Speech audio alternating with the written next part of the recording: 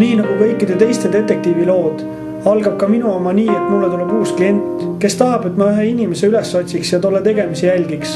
Mida ma ka teen? Ma küsin oma kontaktisikult nõu ja ta seletab mulle, kus see isik suure tõenäosusega olla võib.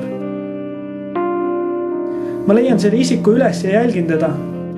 Selle vahega, et ma jäin vist magama. Inimesed, keda ma jälgisin, pole enam seal. Nad lahkusid 12 ja 3 vahel.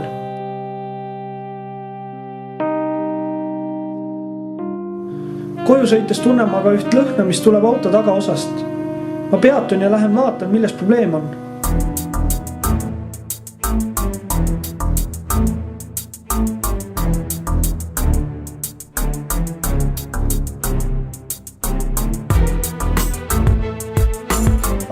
Persse.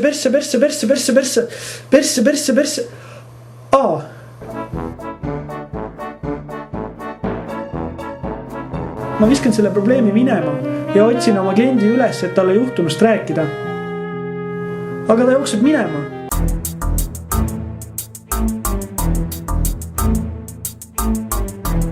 Ta karjub midagi, millest ma täpselt aru ei saa, sest ainus asi, millele ma mõelda saan, on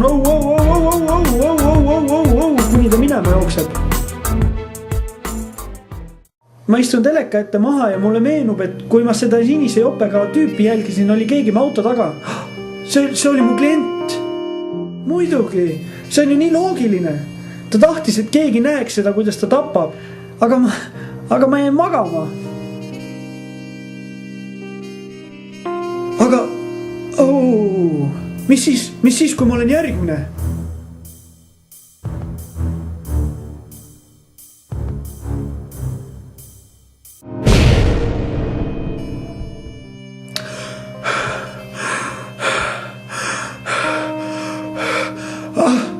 Persse, ketšup, kuredi telekas.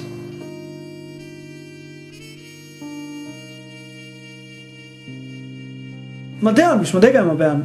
Ma lähen oma kontaktiga rääkima.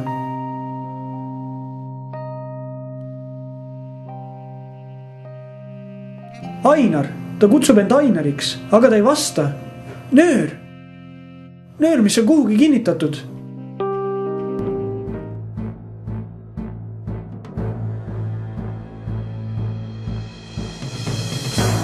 Ma sikutan seda.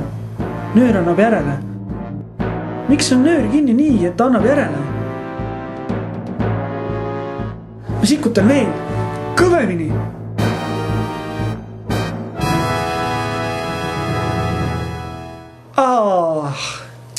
Tema ka surnud. Ma ei talu seda pinget. Ma lähen rahustan end Mari juures maha.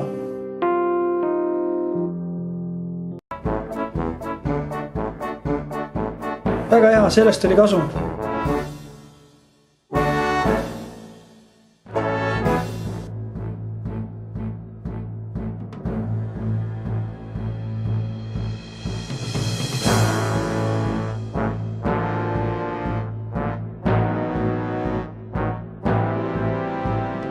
Ma pesen end ja siis meenuvad mulle erinevad lõigud.